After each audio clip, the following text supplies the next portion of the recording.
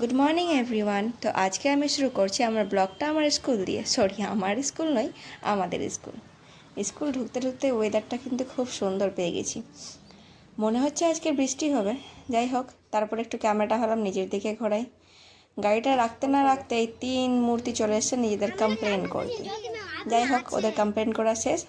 তারপর আমাদের যেটা ফার্স্ট কাজ হয় সেটা হচ্ছে টিচার্স রুমে গিয়ে সিগনেচার করা। দেন সিগনেচার করে নিজের রুমে চলে যাই।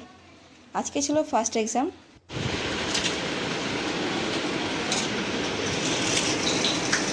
এক্সামের মধ্যেখানে একটা ছোট্ট টিফিন হয়, সেখানে দাদুর হাতে চা খেতে পাই আমরা সবাই।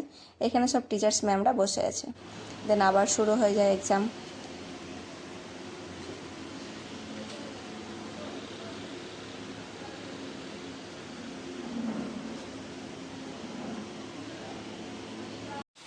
এক্সাম শেষ হতে বাইরে এসে দেখি সুন্দর বৃষ্টি শুরু হয়েছে। তারপর কি, সেখানে ওয়েট করি। বাড়ি এসে একটু খাওয়া দাওয়া করে তারপর আবার এই ডেলিকার রুটিন, সেটা হচ্ছে টিউশন। সেটা আমার 5টায়, স্কুল ছুটি হয়ে আমার 4টা, বাড়ি আসতে আসতে 4:30, 8 ঘন্টা মোটামুটি নিজের জন্য টাইম পেয়ে যাই। ওকে, টাটা, সবাই ভালো থাকবেন, সুস্থ থাকবেন।